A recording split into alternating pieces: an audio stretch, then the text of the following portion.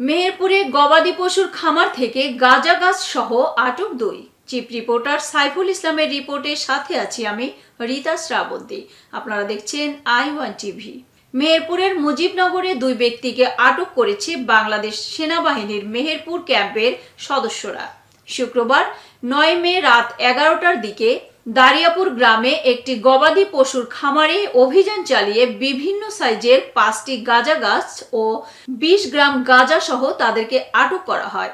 আটককৃতরা হলেন মুজিবনগর উপজেলার দারিয়াপুর গ্রামের দক্ষিণ পাড়ার গোলাম হোসেনের ছেলে সাদ্দাম হোসেন এবং একই গ্রামের পশ্চিম পাড়ার হযরত আলীর ছেলে দেলোয়ার হোসেন। মেহেরপুর সেনা ক্যাম্প সূত্রে জানা গেছে, শনিবার 10 মে সকাল 10টার দিকে মুজিবনগর উপজেলার দারিয়াপুর গ্রামে একটি গবাদি পশুর খামারে গাঁজা গাছের চাষ হচ্ছে এমন গোয়েন্দা তথ্যের ভিত্তিতে মেহেরপুর সেনা ক্যাম্পের লেফটেন্যান্ট মিনহাজ সহ একটি টিম শুক্রবার দিবাগত রাত 11টায় সেখানে অভিযান পরিচালনা করেন। অভিযানে খামারের মালিক সাদ্দাম হোসেন ও তার কর্মচারী দেলোয়ার হোসেনকে আটক করা হয়।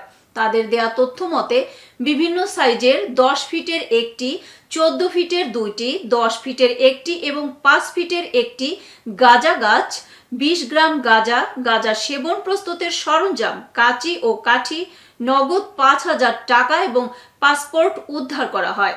সাদ্দাম হোসেন গবাদি পশুর খামার পরিচালনা এবং কৃষি জমিতে চাষাবাদের পাশাপাশি দীর্ঘদিন ধরে গাঁজা চাষ করে আসছে বলে জানান সেনাবাহিনীর ওই কর্মকর্তা। এতক্ষণ সঙ্গে থাকার জন্য ধন্যবাদ। i1 টিভির নিয়মিত আপডেট পেতে ভিজিট করুন আমাদের ওয়েবসাইট, ফেসবুক পেজ, ইনস্টাগ্রাম ও ইউটিউব চ্যানেলে।